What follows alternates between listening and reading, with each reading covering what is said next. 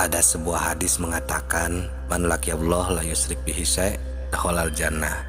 Barang siapa yang bertemu dengan Allah dalam keadaan tidak musyrik, maka akan masuk surga.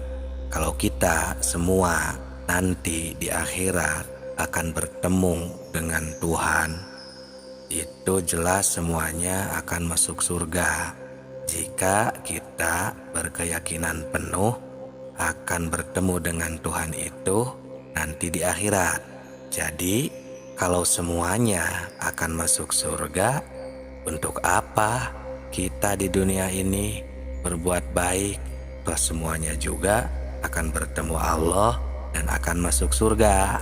Assalamualaikum warahmatullahi wabarakatuh. Salam tilawah semesta. Terima kasih kepada sahabatku, sahabat tilawah semuanya yang sudah mampir di channel yang sederhana ini. Terima kasih juga kepada yang sudah like, berkomentar, dan subscribe. Semoga sehat selalu, berkah rezekinya, dilancarkan segala urusannya. Sahabatku, ada sebuah hadis. Ini hadis dari Anas bin Malik.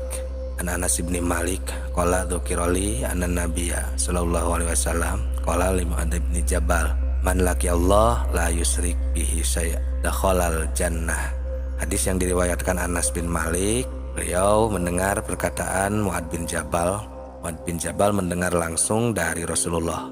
Beliau bersabda, barang siapa yang berjumpa dengan Tuhannya dengan keadaan tidak musyrik, maka dia akan masuk surga.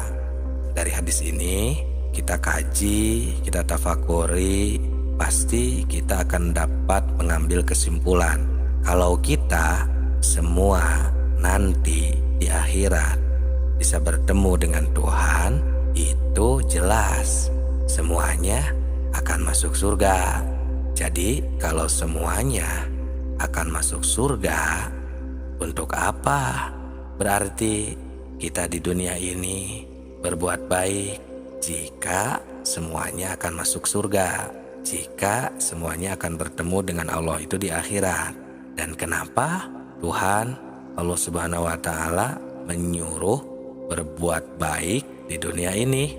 Nah, di sini kita harus berpikir lebih jauh. Mari kita jelaskan supaya kita semuanya dapat mengerti dan memahaminya.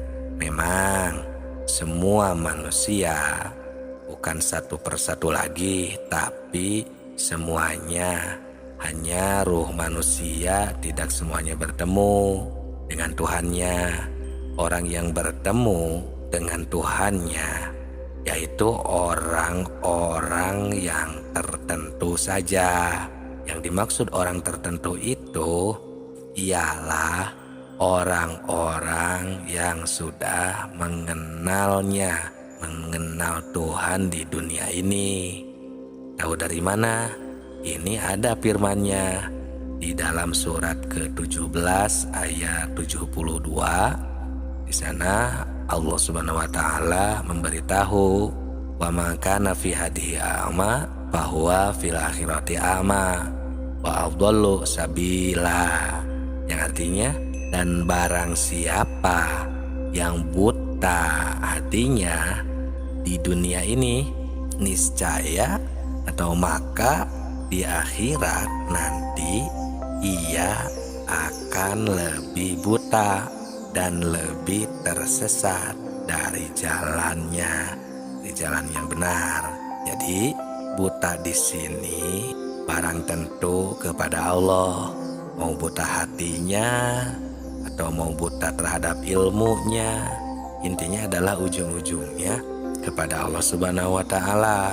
Dan upama diartikan misalnya kepada ilmu, ya, itu agak tidak masuk akalnya, karena di akhirat udah bukan tempatnya mencari ilmu atau berilmu.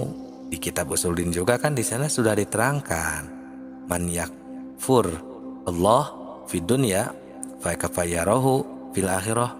Barang siapa yang buta di dunianya kepada Tuhan, maka fakaifa, bagaimana nanti di akhiratnya akan buta tersesat juga di jalannya.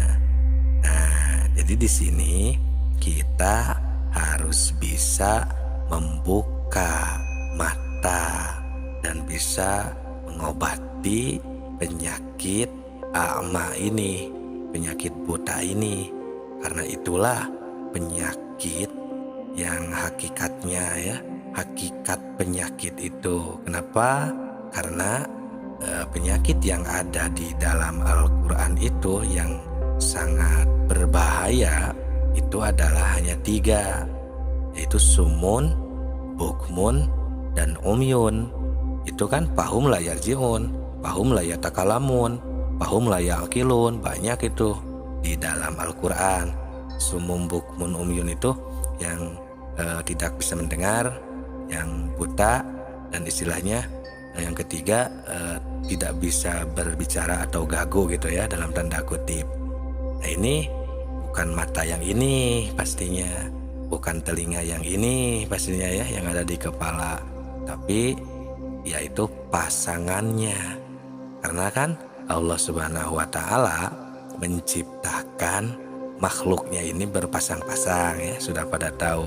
Nah, selama kita belum bisa menemukan satu pasang mata lagi atau satu pasang pendengaran lagi istilahnya ya, maka selama itu kita akan tidak bisa mengenal Tuhan. Karena fa'innaha, nah ini juga dari ayat Allah ya, dijawabnya fa'innaha la ta'mal absor walakin ta'mal qulubil lati fi sudur. Yang buta itu bukan matanya atau bukan matamu yang itu, tapi yang buta ini adalah ta'mal qulub, yakni mata hati yang ada ya, allati fi sudur, yang ada di dalam dadanya.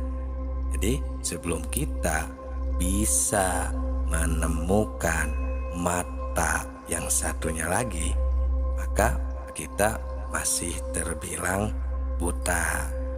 Nah itu, atau di surat Waqiah seperti yang Rabbul Masyriqaini wa Rabbul Maghribaini, yang itu yang artinya Allah yang telah menguasai, menjadi Tuhan 2 tempat terbit matahari dan 2 tempat terbenam matahari, Rabbul Masyriqaini wa Rabbul Maghribaini. Nah, selama ini kan kita hanya tahu matahari ini terbit dari timur ke barat, itu kan satu tempat terbit dan satu tempat terbenam.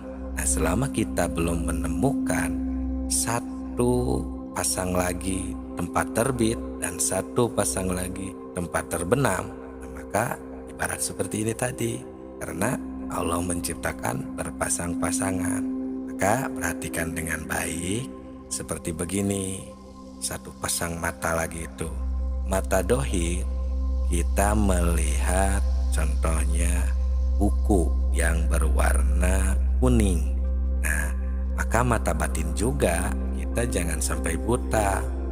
Mata batin juga kita harus melihat dan menemukan apa yang dilihat oleh mata kepala ini. Maksudnya ketika mata melihat kuningnya buku atau buku yang berwarna kuning, maka si mata hati harus menemukan di sana itu, harus melihat ada Allah yang telah menciptakan buku dan yang telah menghendaki warna kuning terhadap si buku. Karena buku tidak bisa membuat warna kuning juga tidak bisa membuat buku, tapi Allah yang menciptakan buku dan Allah yang menghendaki kuning terhadap buku tersebut. Timbul di sana itu ya qadir, zat yang menghendaki, yang menakdirkan. Qadir itu kan talajum atau identiknya dengan sifat kudrot yang ada di sifat 20. Nah, kudrot itu kan sifat ma'ani yang tidak akan terpisah dengan zatnya. Maka sembuhlah mata batin kita. Semoga bermanfaat. Salam tilawah semesta.